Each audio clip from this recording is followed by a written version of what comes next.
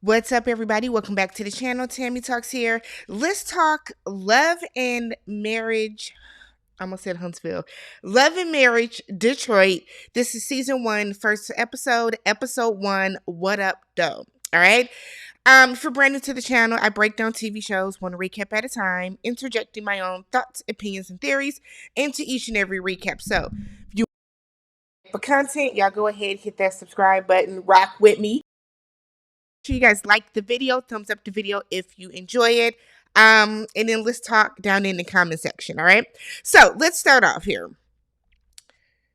Before we even get to the episode, at some point we have to have a real honest conversation about Carlos King, because I really put him like on the Tyler Perry level with like his views towards Black women. So this is now your third show in the Love and Marriage franchise where we're not seeing a healthy marriage. You know what I mean? We're not seeing a healthy marriage. So it now calls into question, like, when does it become exploitative at this point? But let's talk about the episode, y'all.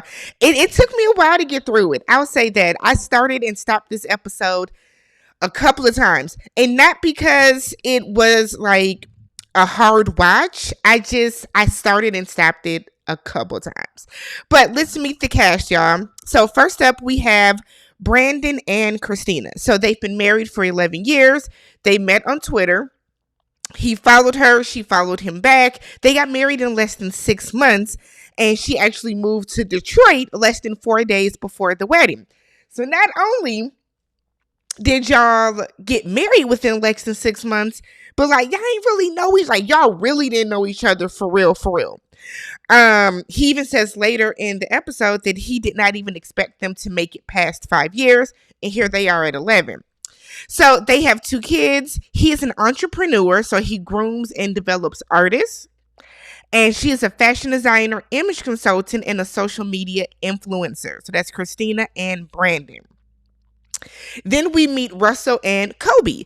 So they have been married for 3 years. She's also a social media influencer and a content creator. And he runs a nonprofit that's focused on literacy and sports. So they do have 1 daughter. And then finally, we meet Anthony and Latoya. Dr. Latoya, excuse me. So she's a sports physical therapist, and she also owns a wine brand called Opulence. And he runs a production studio. And he also works for another studio, but he is the owner of his own production studio. They have 3 kids. They've been married for 14 years, and they met while they were at Michigan State University. He bought her a dog to kind of win her over, and I guess the rest is history, okay? So we do find out that the guys all know each other in some capacity, right? We find out a lot of, I know him, that's my boy. So the guys all know each other, and then by proxy, their wives have all become friends, or at least associates, acquaintances, whatever you want to call it. So they're doing what I hope that I don't hear all throughout this season is because here in Detroit, everybody gets together and barbecues. That is not mutually exclusive to Detroit. It's not. I am from Milwaukee, and any chance that we get to, we throw something on the grill too. All right, but they did a lot of, because I'm here in Detroit. We get it, y'all. People barbecue. We're Black. It's what we do. So they're having a Father's Day lunch. So everybody, we can get like the first scene with like all the cast members together. And Anthony is talking about this man movement initiative that he wants to get in front of. He wants men to have a voice and to man up. Already problematic. Y'all know telling a man to man up is problematic, but you telling other adult men, it's problematic when you tell a child that. You know, you hear of like when little boys fall and they start crying, everybody's like, man up. It's a baby. He's gonna cry. So that's one thing. It's a whole nother thing for you to be telling grown men to man up. So Anthony is telling the group that he's going to be taking the guys on a group trip, more specifically Brandon, because they were talking about some like Vegas trip. Brandon didn't go because his wife Christina, I guess, was asking him a bunch of questions about it, not telling him he couldn't go, but asking enough questions that it got to the point where he just did not want to go, which is typically how Brandon feels that things go in their marriage. So Anthony said, "Well, I don't ask. I don't ask nobody." Okay. So Christina starts punking Brandon in front of everybody. And it's like, "So you asking or you telling me? You asking or you telling me?" I said, "Oh, this is toxic." Oh no. Oh no. I have never, in my parents' 45 years of marriage, in my aunt and uncles, what are they? I feel like they are 46 years of marriage. I have 44? They're like 42. Nonetheless, over 40. I have never seen them have a conversation in a big group like this where the men are going to go golf or go get cigars or go do whatever. And it turns into a, like, let me like, hold your balls real quick on here. That was wild that they are doing that, not only in mixed company, but on TV. So Anthony is the issue because he's instigating this entire situation. It comes down to Brandon feeling like he isn't trusted or supported. Christina says in her confessional, Brandon has done some things in the past, so that's why she basically treats him the way that she does. He can't be trusted. So we get Kobe and Christina. They're taking their daughters, who are close enough in age, on the play date. And Christina feels Brandon needs to put his weight around the house more. So because he does artist development, he's gone. He's up, he's working from sun up to sundown outside of the house. And she kind of feels like she has the weight of the world on her shoulders. So she says she's still trying to figure out life with kids. It's been 7 years for her being a mother, but she still has not really got back to like feeling like Christina, the individual, not just Christina, the mother, the wife, all the other different hats that she wears. And she said that she has felt extremely, extremely overwhelmed to the point that she feels like she's going to crack at any moment. Again, not good. She said that she has talked to Brandon about this. He has said that he is willing to, do what he needs to work this out with her, but it doesn't seem like anything has changed if you're once again bringing it up. So we get Brandon, speak of the devil. So Brandon is at work at his Star Factory where he's working with an artist on her song. So she's in there doing more rap. He wants her to do it more songstress like. So, he has a nice little voice on him. So I can see why he's doing some artist development. But he's in the zone. Like he's dancing and twirling and doing the butt to the song because it is just, he's really feeling it. So he says in his confessional that he has not told his wife about Naya, who is his new artist. So Christina calls, just FaceTimes him. "Hey, what's good? I haven't talked to you all day." He was like, "Well, I'm at work. When you're working, you don't talk to people." Rudeness. Rudeness. No, sir. That's not how that goes. You're not working in corporate America when you have a boss standing over your back and you can't be on the phone. You're not working in a factory where you have a boss that might be, up in the offices over the factory, so where you can't be on your phone. Don't do that. Don't do that. If you've been busy, then just be on some, "My bad, I've been busy, I've been in the zone, but what's good?" But he takes it all the way left and he's acting super paranoid. And he's like, "So what? Why are you calling? I should have even answered the call." Being super rude, super disrespectful. And she's like, "Okay, I didn't know I couldn't call you. My bad. What time will you be home?" When the song is over, like, I'm in the zone and now my creative energy is falling. I said, "Oh, you being real bitch made right now, Brandon. Very bitch made, sir. You're being very sassy for no reason." So he tells her his creative energy is fading. "I might as well just go on and cancel the whole session." She was like, "Well, I didn't mean to kill your groove. You acting like I can't call you." I'm sorry for disturbing you while you're working. So Brandon says in his confessional that men are working out of the house 40 to 60 hours a week. And if he's going to be home, then he should be appreciated a little bit more. It's a bunch of misogynistic ass men on this show. Carlos. So then we get Anthony, who don't like him at all. Anthony is working out with his son when Latoya comes in, and they talk about the wine brand. So they're talking about the wine brand and how they want to go national with it. So that's the next big thing. They're in a couple, like maybe local stores, maybe even regional, but their goal is to go nationwide with this brand. So we then find out that during COVID, Anthony went to work in Atlanta for this opportunity to work with Disney and Marvel, which is great. But the issue with that is that Latoya, who is a doctor, was working in the hospital. So, she has the stress of working in the hospital during COVID, then to come home and take care of their kids when he's just kind of back and forth. So he said that she all but made him come back. Otherwise, he wasn't going to be they weren't going to be married anymore.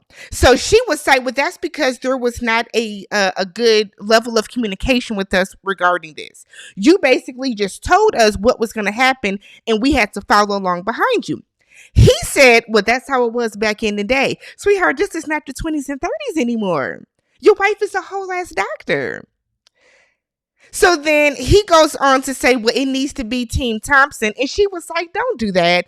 Don't do that, because it is always us. What that really means is he wants it to be Team Anthony, where he gets to do whatever it is that he wants to do. And he wants to lead the family, and not in the sense of, what the ideal way for a husband to lead the family is. He wants to rule this as a patriarchy. Basically, as a not even a patriarchy, I'm sorry, as a monarchy, as a dictatorship, right? Let's take it a step further, where he said whatever he says goes, whatever he wants to do, then that is what the family wants to do. Anthony is going to be a problem, y'all. Anthony's going to be a problem. Anthony's going to be a problem. So then the final scene is chaotic AF, but we get Brandon and Christina. So it is their 11th year anniversary, and I will never understand why y'all would choose this to have this moment with this group. Why not do, well, you know what? TV, whatever. So they're at a lavender field, and they're going to have like a little picnic situation with the other couples. I would love to go to a lavender field. Oh, I bet that smells so good. So Russell is asking Brandon, so you thought of all this by yourself? You didn't know nothing, Christina? Because this was a surprise to her. And she was like, I didn't know anything. Russell said, I'd never thought of doing anything like this. And his wife, Kobe, was like, yeah, because you aren't romantic. I said, oh, y'all just bang, bang, bang, daggers all throughout this show.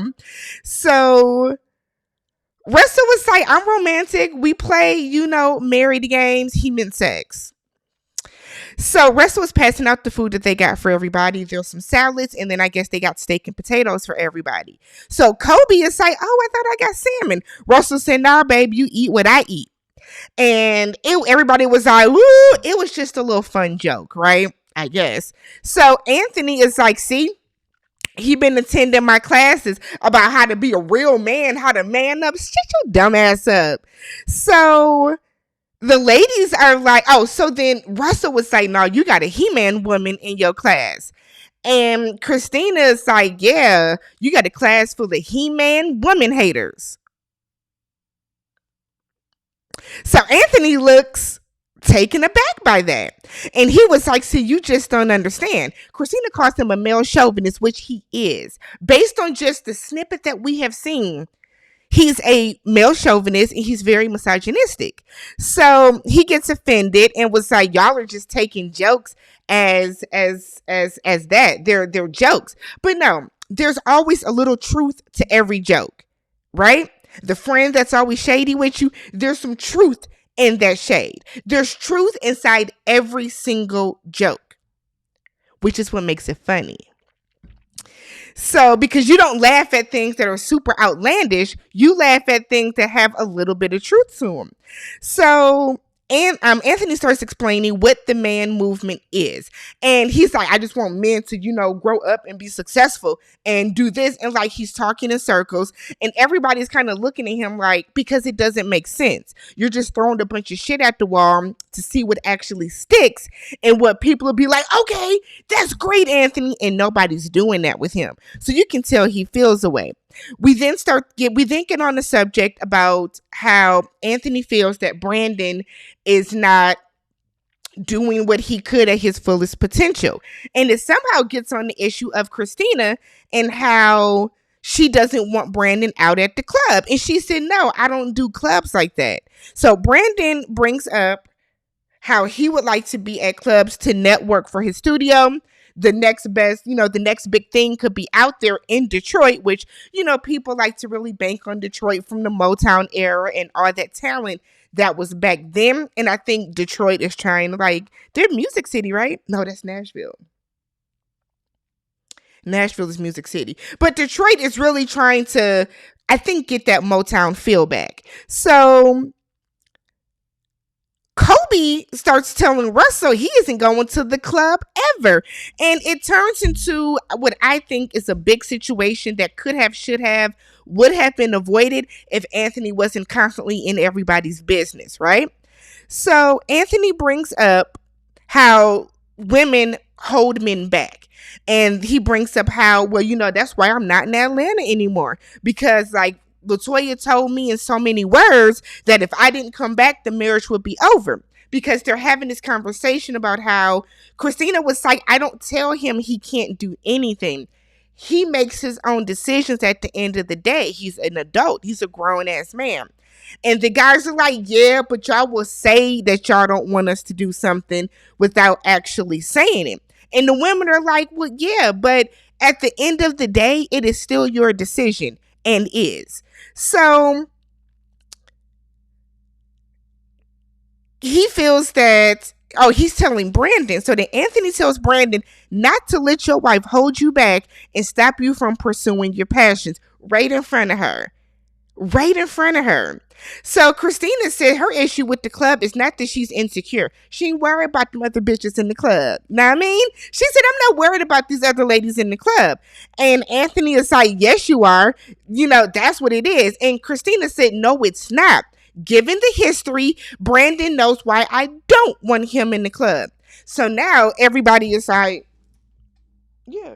Yeah. So then Anthony is like, what history? What history? That's what we're talking about. See, you in their business when you shouldn't be. You shouldn't be. You're egging this man on to do something, not knowing that it seems like he done messed up a time or two before in the past. So it then turns into Brandon saying that the last time he wanted to go to a club, it was when somebody he's worked with, one of his top success stories, and she was celebrating a birthday, and he wanted to go. Christina said to celebrate her birthday or to network.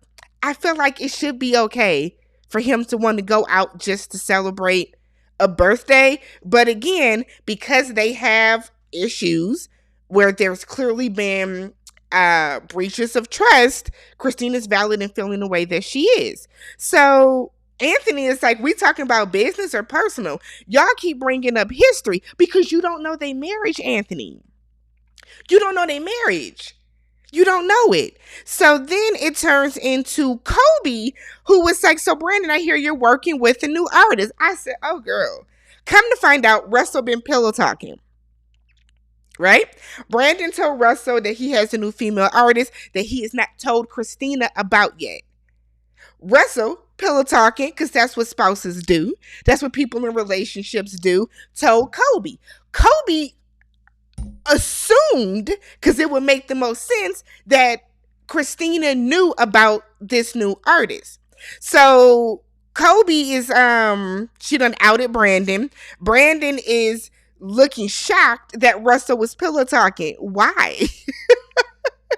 Why are you shocked? So Kobe said that Russell didn't tell her Christina didn't know, so she didn't know. Brandon's in his confessional saying that he was waiting for the right moment to tell her, and now he feels betrayed. Do you? Your wife should feel betrayed. That's who should be betrayed.